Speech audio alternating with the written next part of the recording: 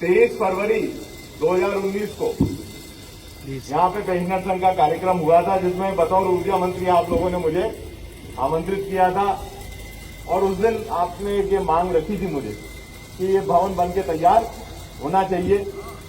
भवन तैयार भी हो गया था, कुछ विलंब उसके उद्घाटन में जरूर हुआ, पर आज ये भवन हम आप लोगों को सबको समर्पित करते हैं। प्रकाश बाबू ने बहुत सारी बातें तो आपके बीच रख दी, पर आप ये ना सोचें कि ये भवन कई कोने वोने में बना हुआ है, क्योंकि इसके बिल्कुल सामने इस खुली जमीन पर जीरापुर का 3 मंजिल का नया सिविल अस्पताल भवन बनने जा रहा है। कभी चेकअप की भी आवश्यकता अगर किसी को पड़ेगी तो यहाँ विश्राम कर सकते हैं और वहाँ चेकअप करवा सकते हैं, और चेकअप के बाद वापस विश्राम करने की आवश्यकता पड़े तो वापस यहाँ पर विश्राम कर सकते हैं। मुख्य अस्पताल यहाँ रहेगा। हम लोग ये प्रयास कर रहे हैं, और मेरा ऊर्जा मंत्री रहते तो बहुत प्रयास सफल भी हो गया था, परंतु सरकार के परिवर्तन के कारण थोड़ी मशक्कत लगेगी। ये जब भवन बन के तैयार हो जाएगा मुख्य भवन, तो हम ज्यादातर ओपीडी की व्यवस्था यहाँ शिफ्ट कर देंगे, डॉक्टर के चेंबर यहाँ करवा देंगे, और उस भवन को विशेष रूप से जो बना हुआ भवन है अभी हमारा, वो जांचों के लिए, जो जांचें आज इंदौर और भोपाल और राजगढ़ में होती है, वो जांचें हम जीरापुर में उपलब्ध यहीं पे करवाएंगे। कोरोना काल में हमने ये पहल की कि ऑक्सीजन प्लांट यहां पर बने, उसके टेंडर भी हो गए, टेंडर खुल भी गए, परंतु दो ही पार्टियों के टेंडर करने के कारण 1 महीने का और विलंब हुआ और फिर टेंडर खोले गए। मुझे लगता है कि अगले महीने हम उसका कार्य भी प्रारंभ यहां कराने में सफल रहेंगे, वो भी बिल्कुल यहीं पे बनेगा सामने। साथ साथ ही वो जो पुराना भवन है उसमें जांच के साथ साथ जो गंभीर रूप से मरीज, कई ऐसी बीमारियां हैं हमारे क्षेत्र में और सब दूरी होती हैं, जिनका लंबा इलाज चलता है। जैसे एक है कैंसर। कैंसर का एक बार डोज कीमोथेरेपी का फिक्स हो जाता है, फिर वो आप इंदौर में लें, भोपाल में लें, जीरापुर में लें, अहमदाबाद में लें, वो बराबर ही होता है। तो इस प्रकार से जो लंबी बीमारियां चलनी, तो बाहर के डॉक्टर हम एनजीओ के माध्यम से और अन्य माध्यमों से यहाँ बुला सकें और उनके द्वारा उनके देखरेख में यहाँ इलाज कर सके, इसके लिए उपयोग करने की हमारी योजना है, और उस योजना को आगे हम बढ़ा भी रहे हैं। प्रयास ऐसा रहेगा कि सरकार का कॉपरेशन जितना मिले, पर निजी संस्थाओं का भी हम उसमें कॉपरेशन लेके उसको कार्य पूरा करना चाहते हैं। शिक्षा के क्षेत्र में कृषि से जुड़ी हुई शिक्षा के लिए हमने हॉर्टिकल्चर महाविद्यालय के लिए यहाँ पर प्रक्रिया पूर्ण कर ली, मात्र फंडिंग एजेंसी तय होनी है, जमीन भी हमने उसके लिए अलॉट करा ली है।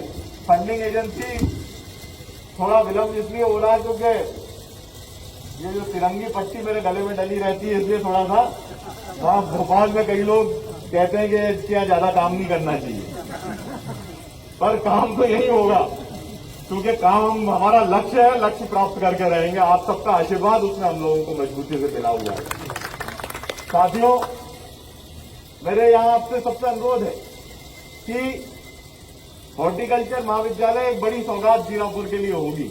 हॉर्टिकल्चर की पढ़ाई हमारे क्षेत्र में कुंडालिया और मोहनपुरा वृद्ध परियोजनाओं के पानी की सिंचाई व्यवस्था प्रणाली सितंबर 2022 और फरवरी 2023 के बीच पूर्ण रूप से सभी गांवों में प्रारंभ हो जाएगी, और उसके प्रारंभ होने के बाद यहाँ पे फसल पैटर्न भी पूरा बदल जाएगा। उसमें अगर हॉर्टिकल्चर की ट्रेनिंग स्थानीय स्तर पर हमारे नौजवान बालक बालिकाओं को मिलने लगेगी, तो उसमें हम लोगों कृषि क्षेत्र से जुड़े हुए लोगों की आर्थिक स्थिति अत्यंत संपन्न हो जाएगी, ऐसा मेरा पूरा विश्वास है।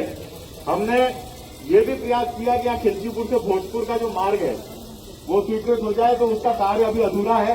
50-60%, 40-45% कार्य पूर्ण हो चुका है। डामर का कार्य बरसात के बाद वहां पे प्रारंभ हो जाएगा। साथ साथ ही जीरापुर में दोनों तरफ बाईपास निर्माण, जो खिलचीपुर 752A से सुसनेर तक का बाईपास, जो मेलखेड़ी नईहेड़ा गांव में जाके मिलेगा। साथ साथ ही 752B पर काशीखेड़ी से नईहेड़ा तक का बाईपास, दोनों के हमने अलाइनमेंट फाइनल करा लिए हैं। भू अर्जन की प्रक्रिया प्रारंभ हो गई है। भू अर्जन की प्रक्रिया प्रारंभ होने के बाद दोनों तरफ बाईपास हो जाएगा। जो हमारे चौथे स्तंभ के हमेशा साथी, यहाँ के जागरूक साथी एक बात उठाते हैं कि शहर में भीड़ बहुत बढ़ रही है, क्योंकि अभी शहर में ट्राले आ रहे हैं। 1-1.5 साल रुक जाओ, ट्राले गायब हो जाएंगे शहर से, सब ट्राले बाहर से निकलेंगे। अंदर जो जीरापुर आना चाहेगा वही अंदर आएगा। तो ये एक व्यवस्था भी हमने जुटाई है और उसमें भी हम लोग सफलता प्राप्त जल्द से जल्द कर लेंगे। कोरोना काल में हम सबको बहुत सारी क्षतियां पहुंची, हर प्रकार की क्षति पहुंची, लोगों के स्वास्थ्य में क्षति पहुंची। हम कई हमारे बीच परिवार के साथी नहीं रहे, कई परिवारों को तो मल्टीपल नुकसान हुआ। परिवार के 1-1, 2-2 जन कोरोना की लड़ाई में नहीं बाहर आ पाए। आर्थिक क्षति भी हुई परिवार को, हर एक व्यक्ति को आर्थिक क्षति भी, जो व्यवसाय से जुड़ा हुआ है या जो जिसके पास फिक्स इनकम नहीं है उसको ज्यादा क्षति हुई, पर क्षति हर एक व्यक्ति की हुई। बच्चों की पढ़ाई की क्षति हुई। आज उसका मूल्यांकन कोई नहीं कर रहा, पर जो बच्चा केजी या नर्सरी में जा रहा था और वो 3 साल के लिए स्कूल नहीं गया, वो पढ़ना लिखना और किताब से वास्ता भी नहीं रख पा रहा है। जो परिवार सक्षम है वो ऑनलाइन शिक्षा दे पा रहे हैं, पर जो परिवार सक्षम नहीं है वो नहीं दे पा रहे हैं। मेरे पास कई बच्चे आए कोरोना काल में और उनके पिता पीछे खड़े हो जाते, बच्चे को आगे भेज देते, जो भी अभिभावक उनके पास आता तो एक ही बात कहते मुझसे, साहब मुझे मोबाइल की आवश्यकता है। मैंने बोला मोबाइल का क्या करोगे?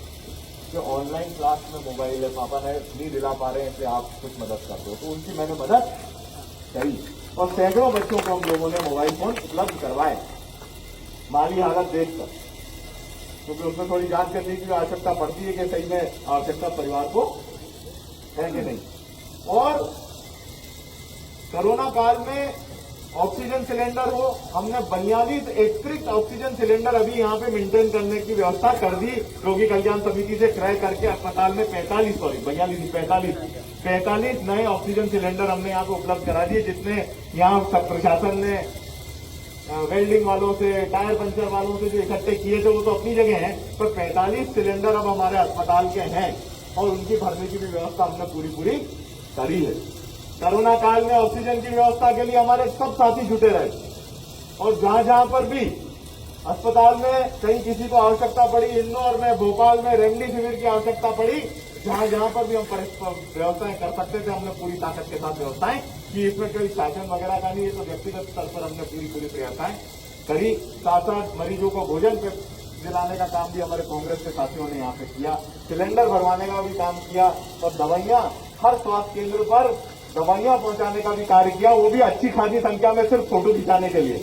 और मैंने तो एक निर्णय ले रखा था, मैं यही हूं पर मैं फोटो नहीं खिंचाऊंगा, ये परोपकार के काम में मैंने कहीं फोटो नहीं खिंचवाया, मैं सिर्फ काम करता रहा और आप सबके आशीर्वाद से उसमें बहुत जन आशीर्वाद मुझे उसमें प्राप्त हुआ भी थे। मेरा यही लक्ष्य है हमेशा कि एक उन्नत जीरापुर को हम खड़ा करके देखें। बांध में जो काम हुआ उसको हम आगे भी बढ़ाएंगे, उसी जितना घाट बनाए और भी घाट बनाएंगे ताकि बांध घूमने के लिए रमणीक स्थल रहे। जब मैं विधायक बना मैंने देखा कीचड़ हो रहा था, सिर्फ कोई कायता और बाहर के लोगों ने मकान तो बड़े बड़े बना लिए पर सार्वजनिक जगह बिल्कुल बिगड़ी हुई थी। उसके लिए हमने विशेष पैकेज मंजूर करा के और रोड पुलिया वगैरह करके आज एक उन्नत कॉलोनी, सिरकोई कॉलोनी को जो यहाँ पे बनी हुई है उसको उन्नत कॉलोनी बनाने का काम किया। साथ ही वैसे तो मैंने एक पत्र के द्वारा 15 अगस्त को सब लोगों तक वो बातें पहुंचाई हैं जो 15 महीने में आप सबके आशीर्वाद से हम लक्ष्य हमारे प्राप्त कर सके। पर 50 लाख रुपए तक की राशि हमने विधायक निधि से, चाहे गोप चौहान जी का स्थान हो, चाहे हमारे हवेली हो विश्वनाथ जी की, हमारे सोनिया समाज की धर्मशाला हो, सोनी समाज की धर्मशाला के पास हो और सब दूर राठौर समाज की धर्मशाला के पास हो, हमने सामुदायिक भवनों का निर्माण करवाया है। प्रगतिरत है। कुछ काम अव्यवस्थाओं के कारण और कुछ नकारात्मक मानसिकताओं के कारण कुछ काम धीरे हो रहे हैं, पर काम होंगे क्योंकि उसमें गति कम हो सकती है। क्योंकि मंत्री थे तो 100 की स्पीड से गाड़ी चल रही थी, अभी 60 की चल रही है, पर चलेगी, गाड़ी चलेगी, गाड़ी रुकेगी बिल्कुल नहीं, ये मैं आपको विश्वास दिलाता हूं। और आने वाले समय में हम वो सारे कार्य जो जीरापुर की उन्नति के लिए आवश्यक है वो करेंगे। अभी मेवाड़ी जी मुझे अंदर ले गए थे, उन्होंने कहा पंखे नहीं लगे हैं, पंखे लग जाएंगे परसों तक, पंखे आपके सारे। और ये कोई हम नगर पालिका से रिक्वेस्ट नहीं कर रहे हैं, ये अपने स्तर पर हम लोग मैनेज करेंगे। फर्नीचर की आपको किस प्रकार की रिक्वायरमेंट है आप मुझे बता दें कि मतलब कुर्सी और टेबल किस प्रकार के चाहिए, क्योंकि हम तो कुछ भी पहुंचा दें तो वो तो उचित नहीं रहेगा। आपकी जो रिक्वायरमेंट है, क्योंकि आपकी बैठकें कैसे होती हैं, आपका क्या यहाँ पे दिनचर्या आप लोग तय करेंगे, वो आप किस प्रकार की कुर्सियों की आवश्यकता है तो वो आप हमें बताएंगे तो अवश्य रूप से कुर्सी टेबल मेज सब यहाँ पे आप लोग उपलब्ध होंगे। और भी जो